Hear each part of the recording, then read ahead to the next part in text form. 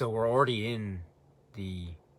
in the month of June, 2022, which is very, very. I mean, it's that's amazing. That really is amazing to me. Time really flies, does it not? And it's all right. We're already almost at the halfway point of 2022. Can you believe it? It's really quite incredible to believe. So yes, but in that sense, of course, I should say that I was very fortunate to have had a very good weekend for a number of reasons, a number of really wonderful reasons. I was able to catch up with some very dear friends of mine here, and also I was able to watch a number of movies, rewatches, I think, but still rewatches of wonderful, great, fantastic movies is always fun, and it's always very exhilarating for me. So I had a really great packed weekend filled with films, or starting maybe at the tail end of last week, actually starting with films. David Lynch, David Cronenberg. I am working on the David Cronenberg film discussion series. So the Brood discussion is it's going to be up. I know I've been procrastinating on that, and I apologize, but it's going to be up. And speaking of Cronenberg, I've been so waiting. I am so excited, so excited to watch Crimes of the Future. Now I know it's already opening to wide release in parts of the world right now in June, but as of now, I don't know when it will be opening in Japan. I cannot locate, as of now, any opening date for a theatrical release here in Japan. When it does arrive, I will certainly try my best to go and see it in the theater. I cannot wait. I'm reminded too of the times.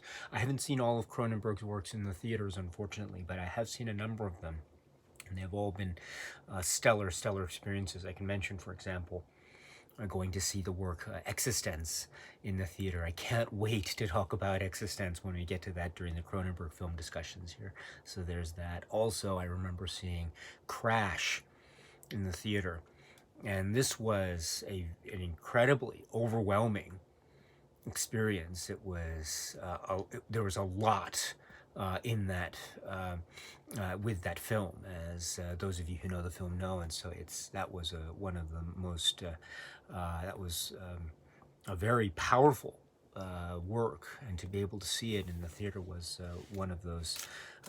It was unforgettable. So, and that's another film. I've spoken a little bit about Crash on this channel before in the context of the Criterion release, but it'll be really so valuable.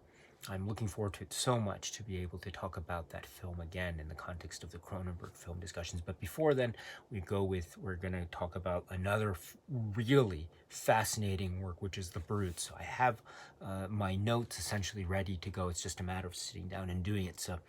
So it's all set to go. So oh gosh, so that's the thing, is it not? So much one wants to do, so little time. But it's despite there being so little time, there's always it's always in the trying, I suppose. So I will continue to try and get as much of these projects done as possible.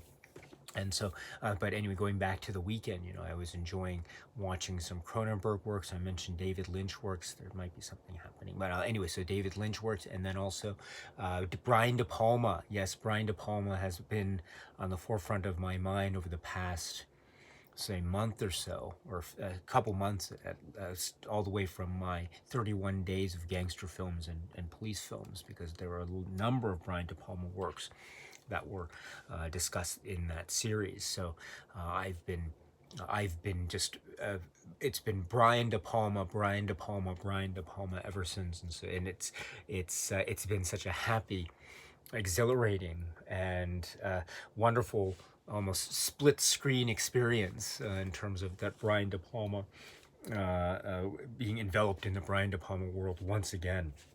So this is, yes, I mentioned before, but we will be talking about the De Palma works in some form going forward, hopefully starting very, very soon. So there's that. Also, yes, speaking of the gangster films, we will be talking more about those early Warner Brothers gangster films, and I haven't forgotten about that, as well as the Angelopoulos works. I haven't forgotten about that. But going back to the weekend, this past weekend, so I was watching I was rewatching works from Cronenberg, Lynch, um, De Palma, yes, and also Sergio Leone. Leone has been also on the forefront of my mind recently because I was able to get those 4K releases of The Good, the Bad, and the Ugly, and then also recently A Fistful of Dollars, and For a Few Dollars More. So that really brought me back into the world of Leone, and so I've been kind of on a kick of Leone works of late, and it's been so fun. It's to revisit those works. I did speak. Speaking of the 31 Days, I did speak about Once Upon a Time in America, that epic work, Once Upon a Time in America, and so I was.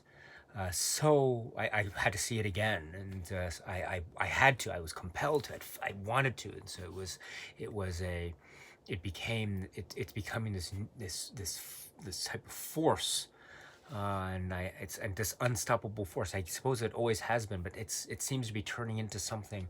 I'm not sure. Maybe it's me gravitating to it even more as I grow, as I get older in age. But as the years pass, maybe that has something to do as well, because as we know, in the world of Leone, time is so very important, whether it be in the context of, say, a pocket watch, or maybe even connected to that, or maybe separate from that, that notion of the passage of time and the swirl and swimming through this maybe cloud of confusion that we can call time, and how that affects the characters, not just in the film Once Upon a Time in America, but it is there as well, but it's affecting it in films like A Fistful of Dynamite, or Duck You Sucker, and then also Once Upon a Time in the West, also For Fewer Dollars More, etc., etc., etc. So I cannot. Oh gosh, this is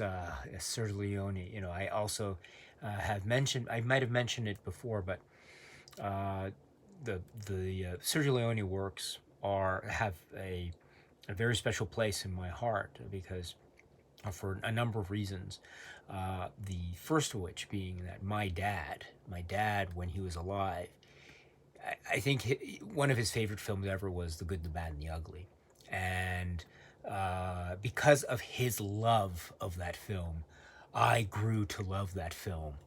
I grew to love that film so much, and it was amazing, and it is amazing, and I think, my dad loved westerns. My dad loved westerns. It was one of those things where if we were uh, uh, struggling to figure out what we could get him for a birthday present. I mean, he would always be happy if he received as a present, say, a Western movie VHS tape. It was like that. He loved westerns, and so I think above all else, I think his favorite westerns were, I think among them were Shane and The Good, the Bad, and the Ugly, and The Good, the Bad, and the Ugly was something that, like, he would whistle the Morricone theme, or just sing the Morricone theme out loud randomly in the house, and it was like that. It would just be like, it would be this uh, running joke between and among the family over the years, even up to his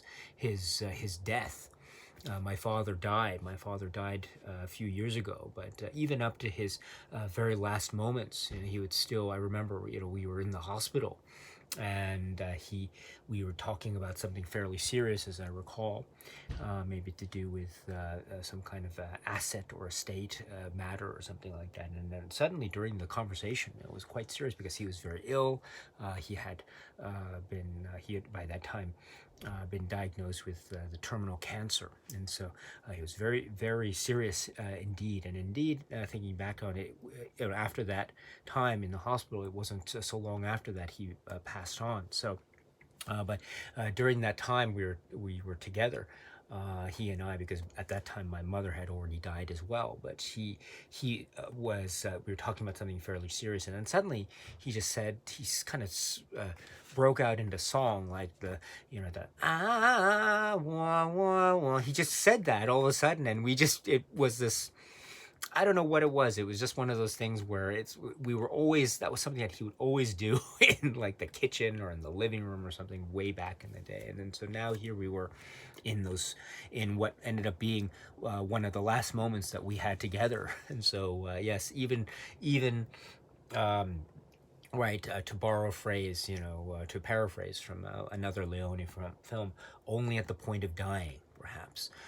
Only at the point of dying. So there is a certain degree of poignancy when I think about the good, the bad, and the ugly, as well as the excitement and the thrill and the aesthetic and the great way that the film is about like greed and money and the sort of the human urge and just going after the gold and trying to battle your rivals, and one day this person is your friend, the next minute he's your enemy, and then they go back and forth in that type of playful banter, and also violence, and also the way that the face, the visage, the look in the world of Leone becomes the entire canvas I mean, the faces are like stone. They're like granite are maybe that are made from the very rock and ground and dirt and earth of the elements. I mean, you have a film, when you talk about, say, a film like The Good, Bad, and the Ugly, you have the great close-ups. You have the great close-ups on Eli Wallach and Lee Van Cleef, and then Clint Eastwood, of course. The title characters, if you will, in this triumvirate, this trio. Incidentally, too, speaking of the good, the bad, and the ugly, I don't want to get into too much detail. Maybe I will save it for another occasion. But there's a particular scene. Well, there are two scenes that happen. One can be maybe colloquially described as being the ecstasy of gold scene, and then another scene comes pretty soon after that, which involves the trio, the good, the bad, and the ugly of the title, and a sort of circular mound structure and a rock, and the three of them, and the Morricone music kicks into high gear, and there's a way in which they walk, and then suddenly cuts and edits and close-ups become the stuff of myth and legend. These figures become gods, cinema gods before our very eyes, and it is amazing.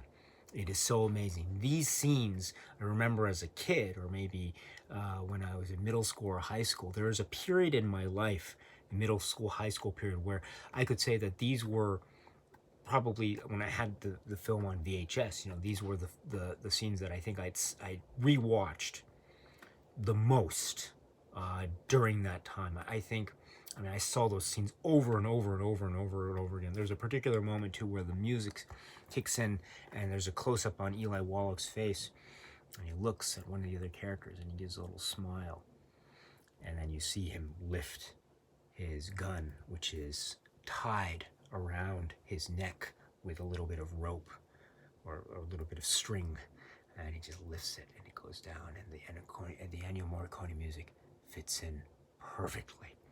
And there's also a move where Lee Van Cleef walks, and then he turns and he walks again backwards, and as he turns, the Morricone music again switches into another key, or another movement in that piece of music. It is brilliant. And then there's a bit of a moment too, a little bit later in the same scene, where Clint Eastwood looks one way, and then the beat to the music, it's timed perfectly when he blinks and he turns, his eyes move from there to there, perfect, and it's synced into the Morricone music perfectly. And I saw this scene over and over and over and over and over. I couldn't get enough of it. And so yes, I get chills when I think about the good, the bad, and the ugly. And so I've been so thrilled to have been able to get those new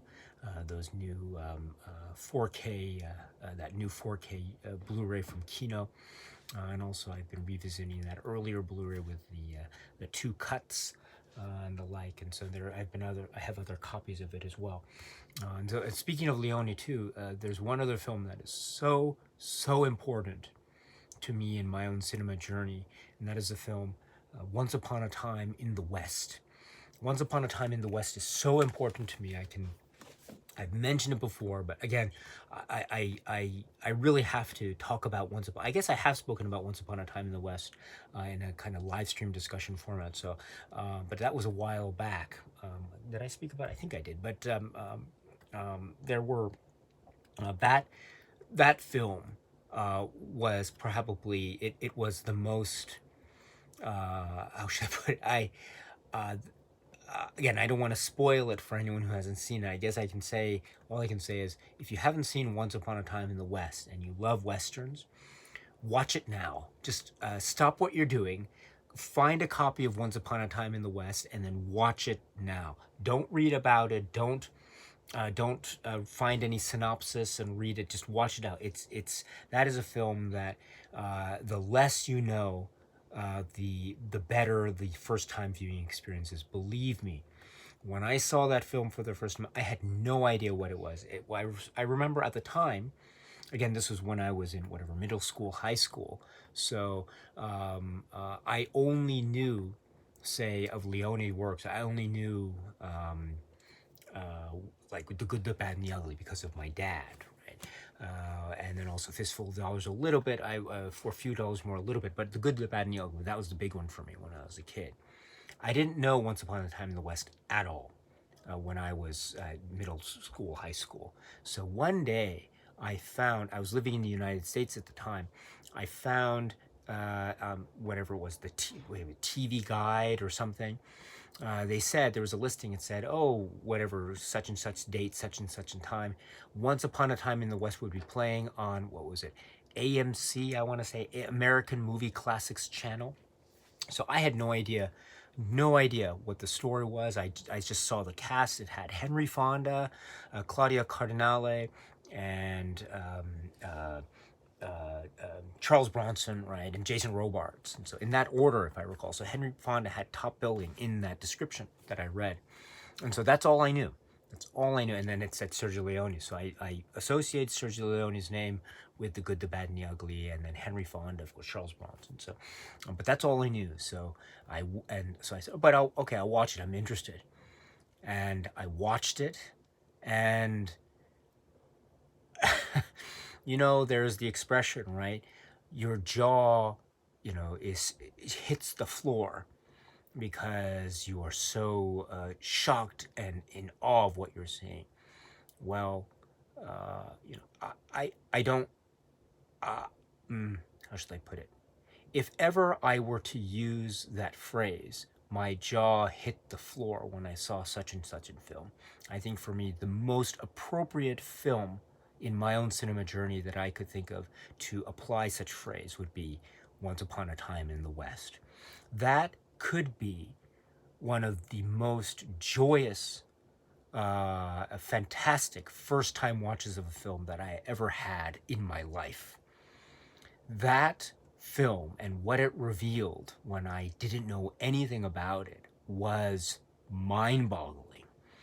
And every time I watch it now, I remember with great fondness those memories that I had when I saw Once Upon a Time in those. It was amazing. And so again on TV, and then after that I was sold. I tried to go out and I tried to find the VHS, and this was still in the time of VHS, and so you go to the store. I found it. It was a relatively inexpensive price. It was a 2-tape VHS, as I recall, with Henry Fonda's face, sort of an illustrated drawing on the front with Claudia Cardinale. Also featured Jason Robards, and also somewhat less distinct than the other three was the figure of Charles Bronson. But I think that's due to maybe the circumstances of his character in the film. But in any event, yes, I got the VHS tape or the tapes, and I just watched it over and over and over and over and over. And my life changed, my cinema journey changed. And then from there it was the discovery of two key works that grew on me as I got older. When I first saw the film Duck You Sucker or Fistful of Dynamite, I was perplexed. I was so perplexed. I had no idea what to make of it.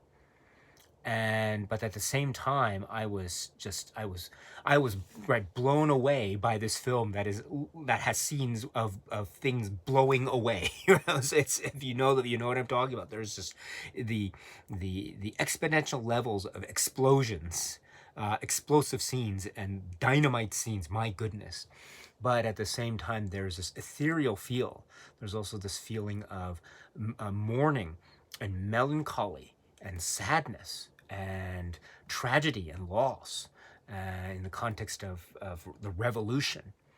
And the idea of the revolution not being a clean thing, but as a very messy and a very troubling thing.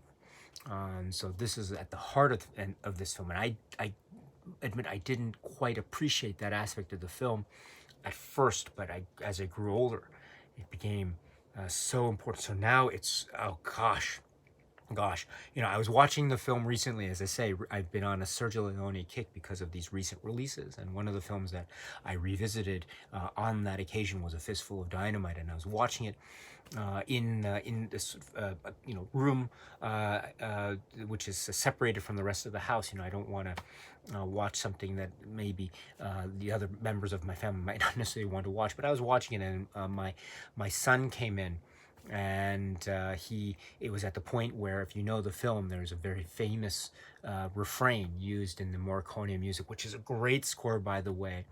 And there's a particular line or name or phrase that's used over the music, which is Sean, Sean, Sean, Sean, Sean, Sean. And so it was a moment in the film where that music came up, that my son came into the room, and he was mesmerized by this moment and maybe the music. He didn't say to watch the entire film because he left soon after that, but sometime later, we were in the main room eating, and then suddenly my son, my little boy, said, "Oh, Sean, Sean, Sean." So so now I'd like to think that maybe, yes, Ennio Morricone is now become part of my son's life, so that maybe, hopefully, one day, many, many years from now, my son might remember back to this part of his life, this part of his childhood, where he maybe associates a memory of me, his father, with this refrain from a Morricone soundtrack of a film by Sergio Leone, with Fistful of Dynamite, Sean, Sean, Sean. But fingers crossed that maybe something like that will happen many, many years from now. And then finally, yes, I mentioned Once Upon a Time in America, but I'll say it again. Wow, wow, wow. Once Upon a Time in America. That is one that I would love to speak about on this channel. I've spoken about it in a very maybe general way in the 31 days, but I'd love to talk about that one. Oh gosh, yes. So, I'm sorry, what was I talking about? Yes, so this weekend, I had such a great time. It was a lovely time covering or rewatching the films from these various filmmakers, including Leone. And so I feel like I've been so wonderfully overwhelmed by the works of Leone. I've been Sergio Leone'd. So I'm very, very happy for that, and so and I needed that kick too, I think, because it's been it hasn't necessarily been the smoothest of the past couple months, to be perfectly honest. I don't know if maybe I don't know if anyone's interested, but our family's getting a little bit bigger, and my kids are growing, and we need to. And I think it was overall decided that we should maybe move. We're actually gonna be moving to a new place, very close to where we are now, so nowhere too far, but to a new place later this year. So actually, what is it now? It's June. actually in a few months. So we're going to get a little bit busier in terms of move. I think it's good. It's a bigger place, and so hopefully my kids will, as they're growing, because they need to have their place to study and stuff. And as it happens now, unfortunately, our current place I don't think is so agreeable to giving them the optimal circumstances they need for, say, privacy or concentration and the like. So we want to try to provide that. Also provide a little bit of a wider space. Maybe I might be able to have a slightly different room to set up for YouTube videos and the like. Also, it's so there are a number of main reasons like that. Another maybe I'd like to consider to be a secondary reason is that we currently live in a type of apartment building here in Japan, in Tokyo. This is one of the rooms in the apartment building. So, but we discovered that one of our neighbors in this apartment building was sending us kind of like poison pen letters, and also sending, and also they one of our neighbors was breaking into our mailbox, because our mailbox is on a different floor, on the first floor. And so one of our neighbors broke into our mailbox, or well, I should say that we strongly believe that one of our neighbors broke into our mailbox.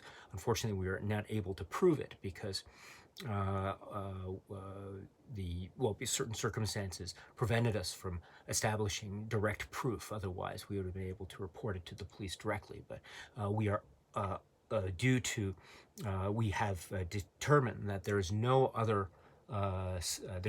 thing that could have happened except that someone who lives in this apartment building broke into our mailbox and took mail from us in a very, which we believe is a very maybe mean-spirited way.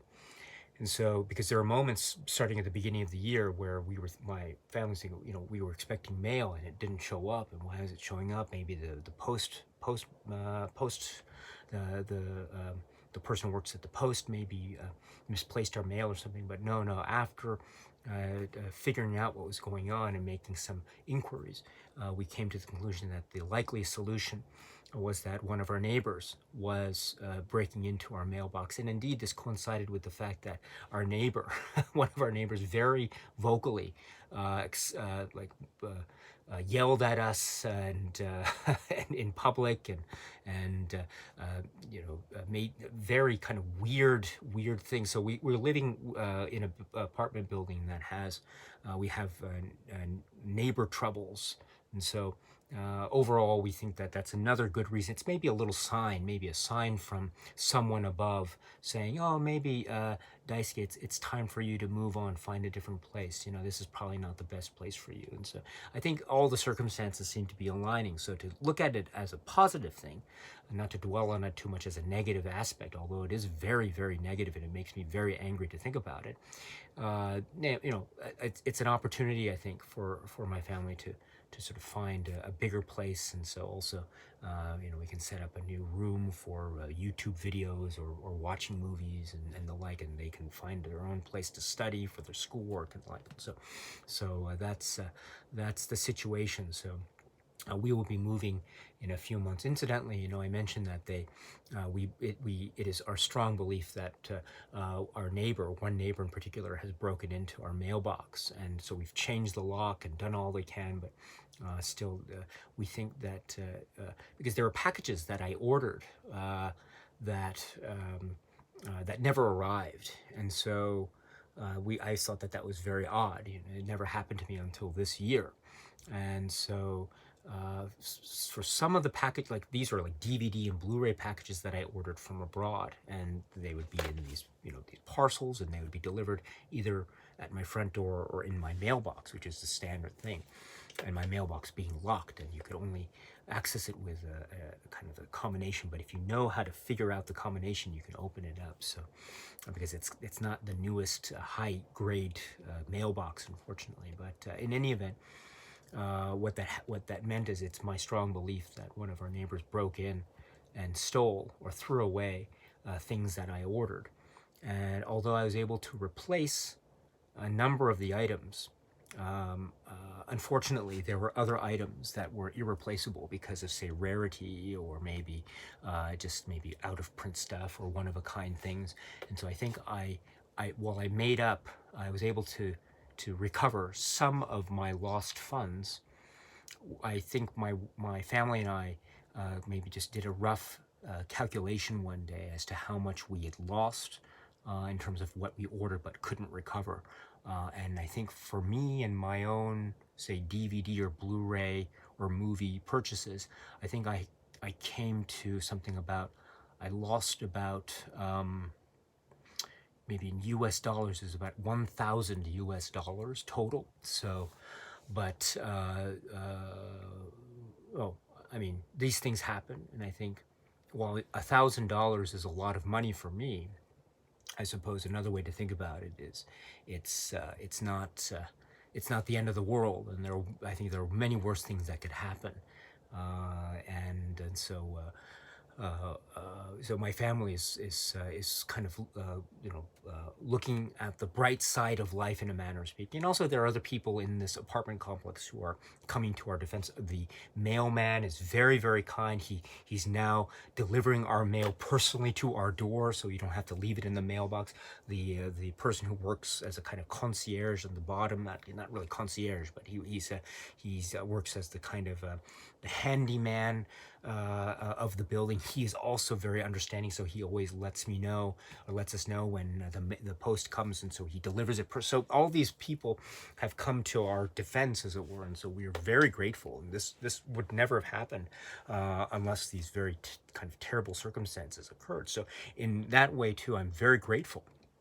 And so it's a reminder of how, for me anyway, there are some pretty bad people out there in the world, but there are also a lot of good people out there in the world. So I'm looking at that. So that's I guess that's my long-winded way of saying that a number of things have happened. Excuse me.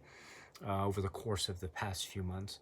Nothing, I think, overly serious, nothing that is insurmountable. My family is very strong, very resolute. I'm very, very grateful for that. So, nothing seems to faze them. And so, I mean, and also it's for me, I'm fortunate enough to say, while 1,000 US dollars is not a small sum for me. I mean, that means that I have to consider adjusting my budget for the coming months. But that's the way things go in life sometimes. You win some, you lose some. And so even when one loses some, then there's still opportunity for other things. And so I'm looking at it in that way. I'm trying my best to look at it in a positive spin. So, and then finally too, it's an opportunity to have a nicer, bigger place. So I think it's a win-win, or I'd like to think of it as a win-win situation all around. So, and then finally, even with all the stuff that's going on, we're still able to watch, or I'm still able to watch all these great movies, as I mentioned, De Palma, Cronenberg, and then Leone. My gosh. And to think about this, and and the Criterion release, my gosh, and to think about all this stuff, and to think about all the stuff that's available. Wow. Cinema is it's really the lifeblood in a matter of speaking. It's so essential.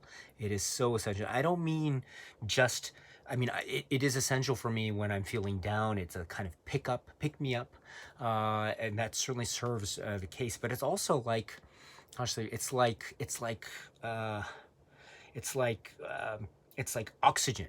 It's like something like without it I will die. That kind of thing. I really believe that's the case. It's this thing where I feel so stimulated by it. I can't quite explain it in so good terms, because I have a very terrible way of expressing myself. But it's like oxygen. It's like an elemental thing. It's like something that I can't imagine my life being without. I mean, I love pizza. I love pizza so much, but I can imagine maybe maybe if my body cannot withstand eating pizza so much, then maybe I have to take time during my life to not eat pizza. So I can imagine not eating pizza. Maybe also I can imagine a period where I need to step away from a certain thing. But I can never, ever, ever imagine ever being able to step away from cinema. And I think it's already, it's something that means so much, and it's also a means by which I am able to connect with others, and that also is something that has become so valuable to me, and I realize it more and more. You know, when I was young, I can honestly say that maybe watching cinema, while it was a communal experience, also it was a very solitary one for me. Because it was just me, myself, and whatever the monitor or the theater or whatever. There's nothing wrong with that per se, because to have this type of one-on-one experience with a work is so essential in my view. So there's nothing inherently wrong with that, I know. But I can also say too that there has been, especially during this time of the YouTube channel, this type of glorious type of reawakening. I've been so fortunate to have been able to meet so many people around the world, like you my dear friends, you, my dear friends, because of cinema. And I think, wow, could I imagine my life without it? If it were the case that I wouldn't be able to meet you, we would have this, our connection would be broken. And to think about that is soul crushing, So I'm so grateful to cinema for that opportunity. I'm also so grateful to cinema for teaching me so many things, and for allowing me to act and react and think and rethink. Sometimes I might agree with something, some things I see. Other times I might disagree with things I see, and maybe oftentimes I might vehemently disagree with things I might see. But that is always part of this sort of external and internal, this external stimulus and the way that we internally interpret and digest and deal with that type of external stimulus. And that's not true only for cinema. That's true for like anything that we do in our interactions. So, but I take cinema very seriously in that respect. Also, its power to entertain and fascinate and command and all that stuff. So, what was I saying? Well, where was I? Where was I going with this? I have no idea. I'm so sorry. I'm just sorry, just talking. I really apologize. So I will leave you right now. I'll go and I'll spend the rest of the hours. It's now night here before I go to sleep. I'll put on a Sergio Leone movie. How about that? So anyway, thank you so much for listening, for those who are still here, and I'll see you at the next one. Cheers.